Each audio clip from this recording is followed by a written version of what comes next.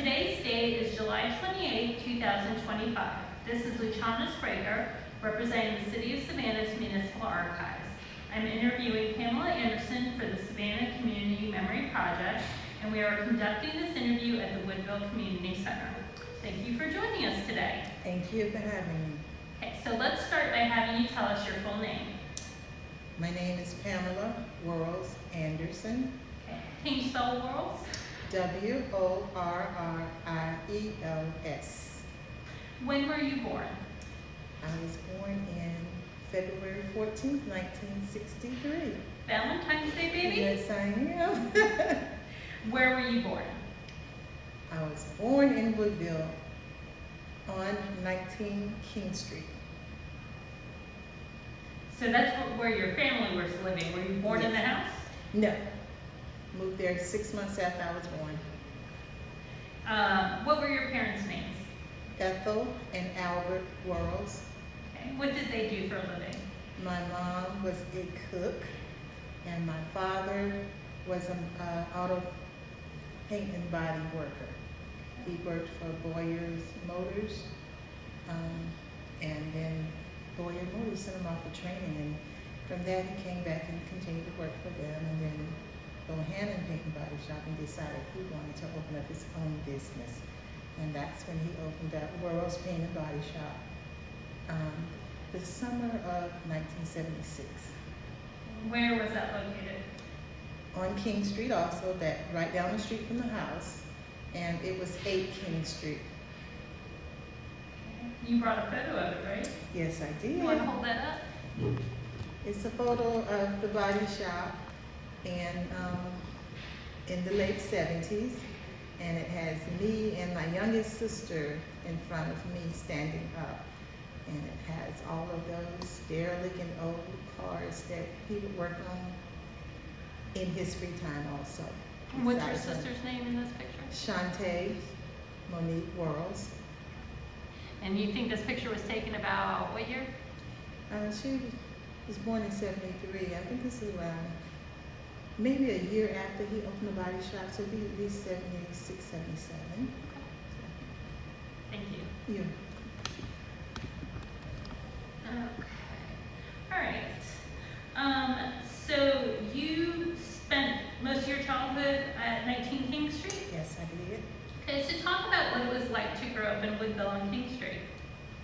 Growing up in Woodville, back then in 1963 when I was born, when I was about 7, the streets were dirt.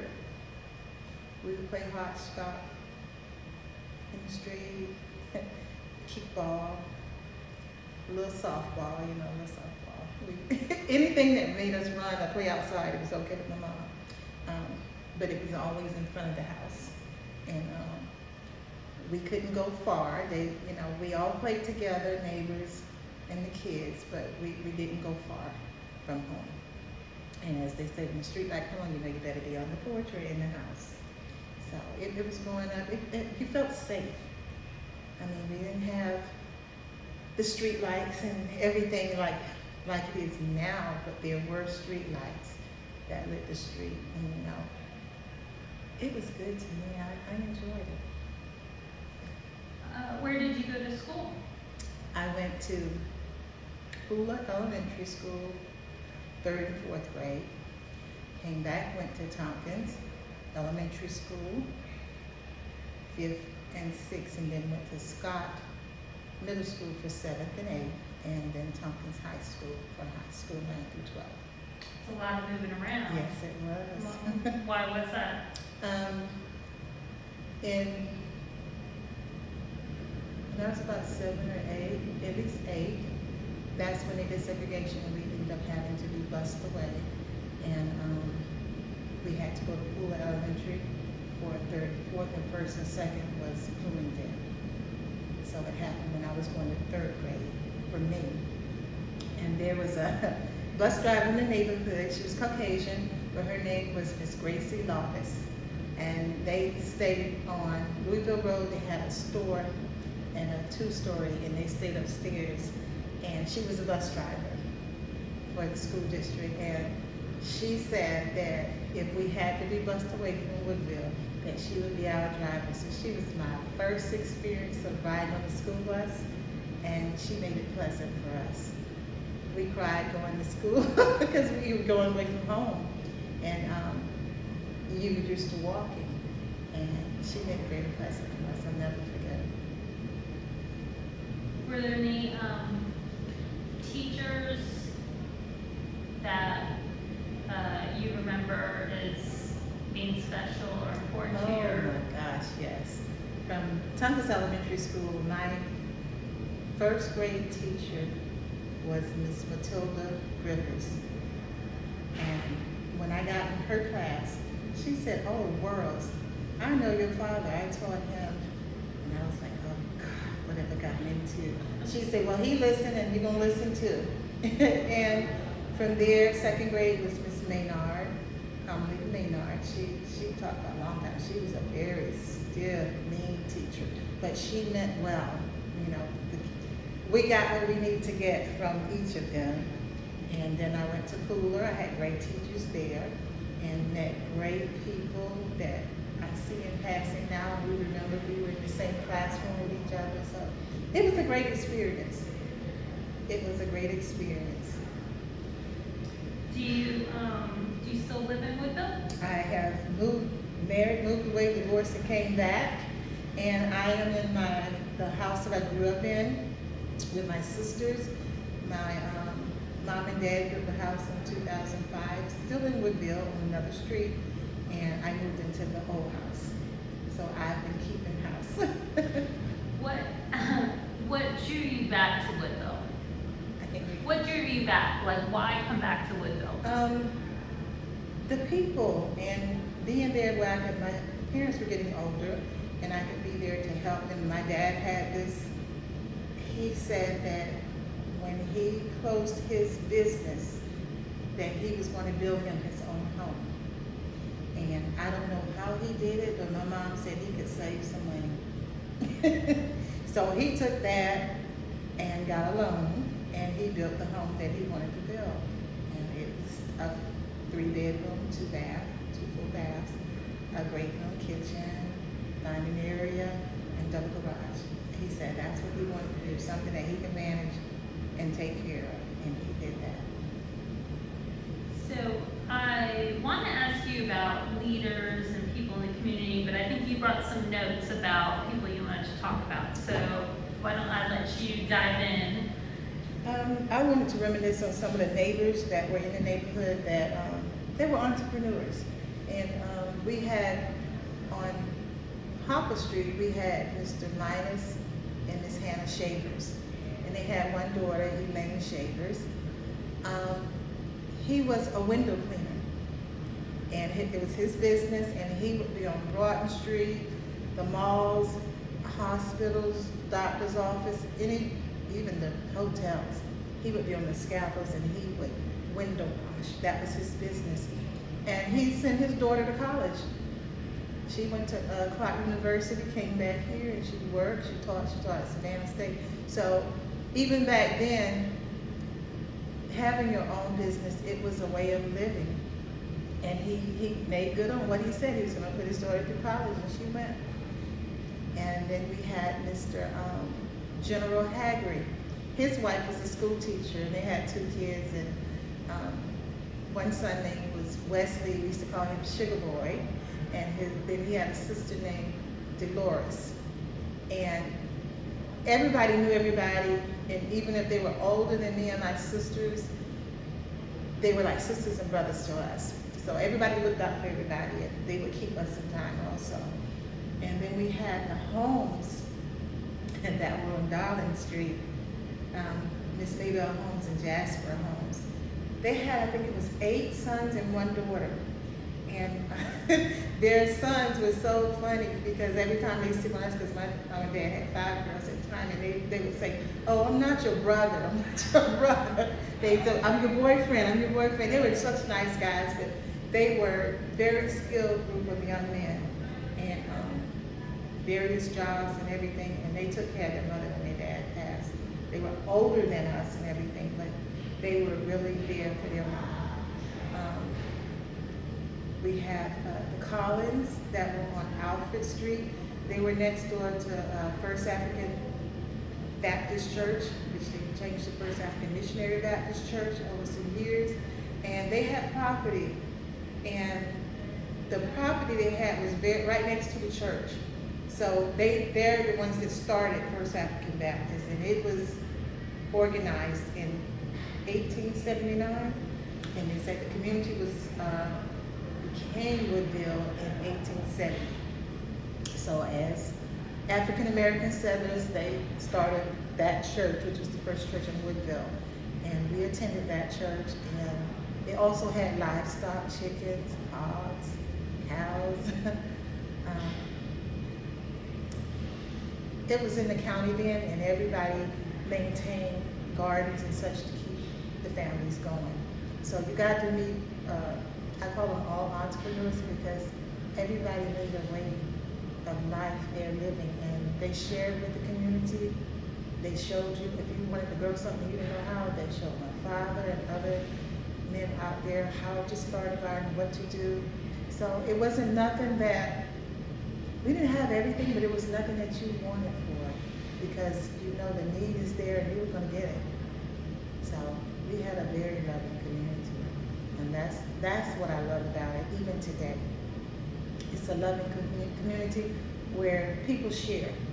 They talk to each other, and if you ride through Woodville, even with new neighbors now, not even knowing them, or just going up to the door and say, hey, I'm such and such or whatever. If you throw your hand up and wave, or you nod your head, or you toot your horn, they're gonna wave back, one way or the other. And if they don't wave back, well, it's okay, I tried. But it's a good knit. So you are currently president of the neighborhood association, Yes, I am.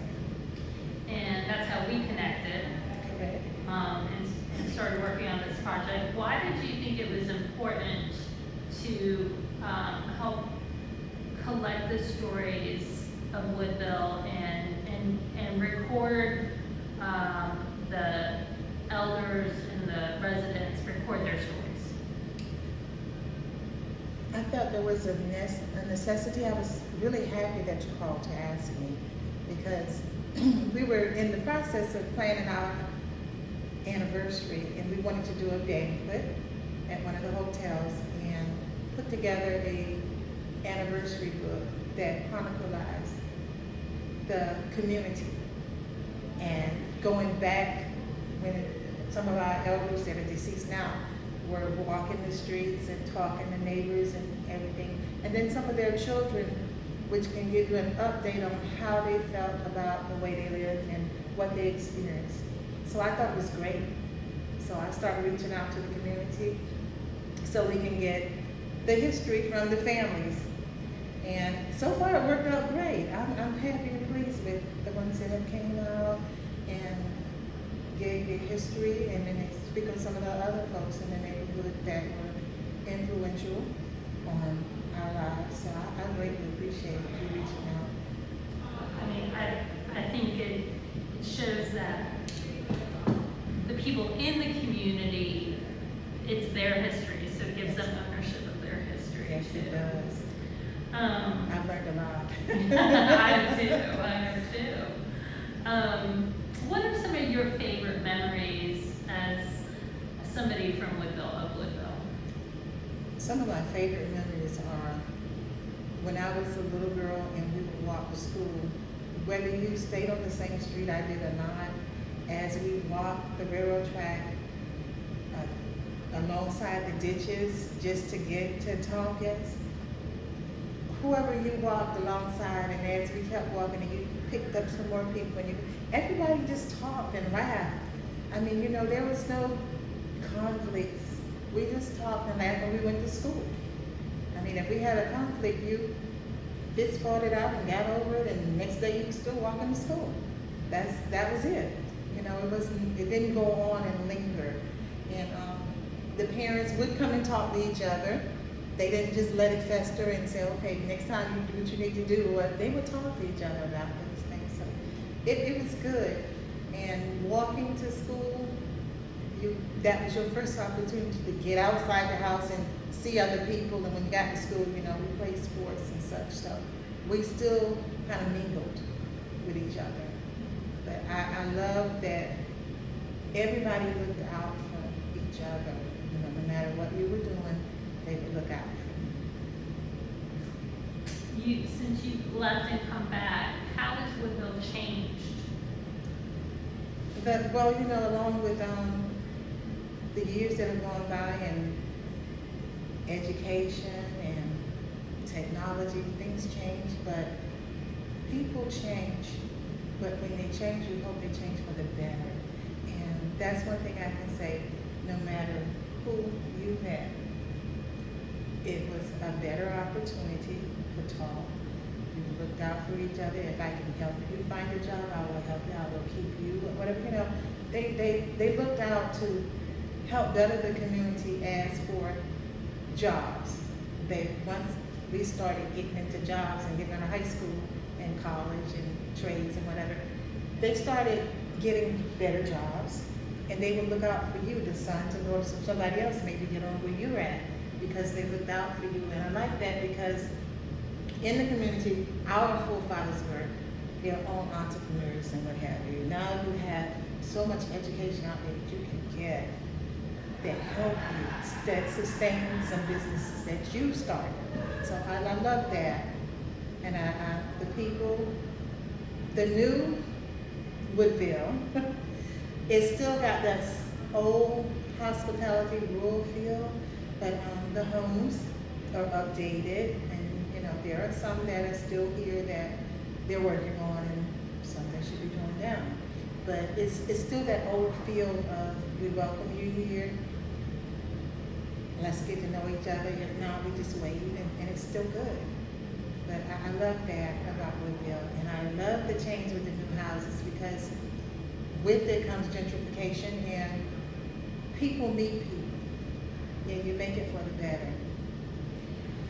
As neighborhood president, though, you're seeing challenges, and you're trying to help the neighborhood work through those. What are some of the biggest challenges in the neighborhood right now? My biggest challenge right now is going to be flooding. This is an old neighborhood. We were under the county until the late 70s. So the ditches, they're smaller. And with growth, you're going to have more water. The land is being built up, so it's going to have to flow. I'm seeing there are some challenges that could be done without backlash, but being that we are surrounded by businesses, and Norfolk Southern and CSX transportation goes through here, we get a lot of challenges with traffic. And the port is less than, a mile from here. So everything comes through here. Whether it's air, land, driving, train. And then the airport is right there too. So we're surrounded by industrial, and that comes with a challenge about air. But it's a good community, and what I have found out and learned, we cannot run from it. We can make it better, but we cannot run from it, because there are challenges in almost every neighborhood dealing with quality of air, and especially in the South. So we try and do whatever we can to make it better, and we're getting help from some of those businesses too.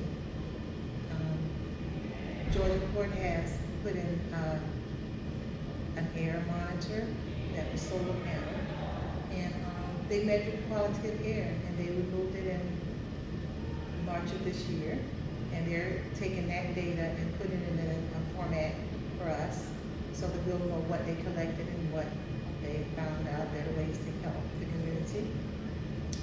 And also the Harambe House put in air monitors. So there is some help out there that's helping the communities on the west side.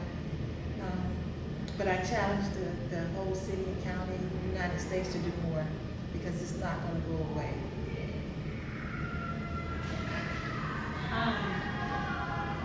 Are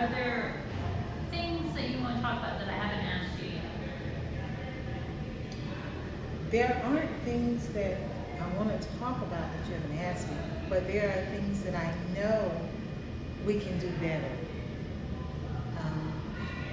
We can do better for ourselves.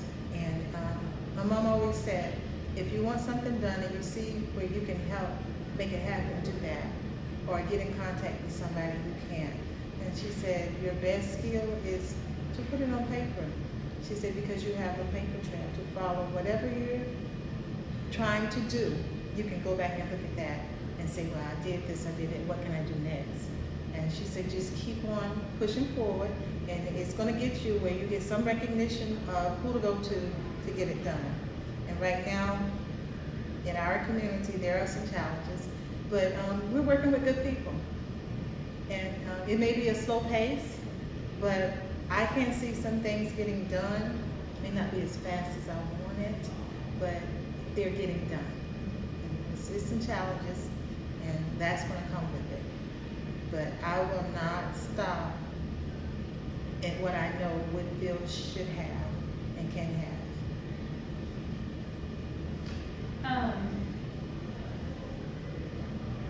Do you have any other items you wanted to share with us? I don't have any other items. I didn't want to bombard with pictures and such. But there was an older man that stayed next door to where I stayed, and you interviewed his daughter earlier, Mr. Richard Drayton, and his daughter, Miss Vivian Palmer, and granddaughter Teresa Holmes, and the other daughter, Brandina Sanders. When I was growing up and small and would come out the back door into the yard, I saw an old man that was in his 70s that had a garden. It was about 200 feet garden. He had some of everything planted.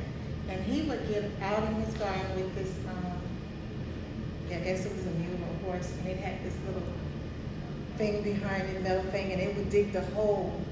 And he would be behind it. And I kept saying to my mom, I said, Mom, somebody need to go out there and help Mr. Richard. He's too old to be doing that. But he would plant a garden on about 200 feet of land. And he would have some of everything. And then from that, he would call my dad or my mom and tell them girls to come over here and come, put on some long sleeves and go out here in the garden. You know, and my mom and dad, they would have us out there in the garden. We would be out there, you know, cutting okra. He had tomato, string beans, butter beans, okra. He had squash, even watermelons. And then we'd be out in the garden eating the watermelon. We'd bust it open. And then my sisters and we would be eating, and then he'd say, I know y'all had more than that. But we would do that. But he had fruit trees. He had fig, plums, pears, and we would be out there. Scorpion eyes. We would be out there with all of that. And I said, this one old man by himself got all this going on. Then on top of that, he would sell sodas and cookies and chips, the small bags of chips. I said he knew how to make a living. That was my first experience on somebody in entrepreneurship. He had all this stuff going on, but he made money to sustain him. And then he sustained the neighborhood too. Then the last thing, he had a mule. I don't know where the mule came from. I think they brought him in because he didn't have him in his yard. But he, from all that sugar cane that he planted, they would have this big old bowl thing, bigger than this table, deep, and they would have a fire underneath it, and they would have that mule go around, and in the inside they would be putting the sugar cane in, and he would be grinding it up and twisting it, and then the juice from it would go into that big bowl, and they would make syrup. And I was really stunned by that. I was excited because I know he's a good job syrup for the biscuits, and my mom makes some good homemade biscuits. But he did all of that and just where he stayed. And I thought that was a great experience of making funds to sustain you back then, and he used the lot he had, the land he had, the home he had, and he would serve the neighborhood. I mean, and sometimes you would go there and he said, you don't owe me nothing for picking what you got going home, you know, whatever. But he had the best garden. And when I think about it now, okay, you could do this, Pam, you could do this. I got too old now. But he was older than I am. And I'm 62. He was older than I am. And he would plant that garden every year. And then he would walk the church. But he would walk the railroad track. And he would go under that viaduct on Highway 80 to the train yard and get on Old Woodville Road and go to his church, Calvary. And my mom used to tell my sisters, get the car, they were older than I was, and they would tell them, get the car and take Mr. Richard to church. So that was my experience on looking at a person and saying they know how to make it in life. He fed a neighborhood. He went to church. He didn't bother anybody, you know. But he was the best person that you would ever meet. And I will never forget it. I will never forget it. As a little girl growing up and seeing that and seeing him just manage everything and work that hard. And he made it. And he was 90-something years old when he passed. And I hated it. I hated it because he was such a good person. He fed a neighborhood. He fed a neighborhood. Yeah, his daughter and granddaughters were describing his garden, and I said, it sounds like a farm, not a garden. I'm serious. He had everything. Everything. I couldn't believe it, you know. And I used to feel so bad when I used to see him out there in the garden in that one mule or horse or whatever in that little thing shaped like this, and it would pull through and it would make the rows. I was just, he did it. Now you got all the smarter stuff that just rolls right through it, but he planted a garden. Well, I think that's kind of a good note to end on. It's about serving your community and that legacy of service. And so if I asked you for one word about what Woodville represents to you, what would that one word be? Family. Family. We're one big family, no matter who you are, we're one big family. And we come together. That's it. Thank you. Thank you.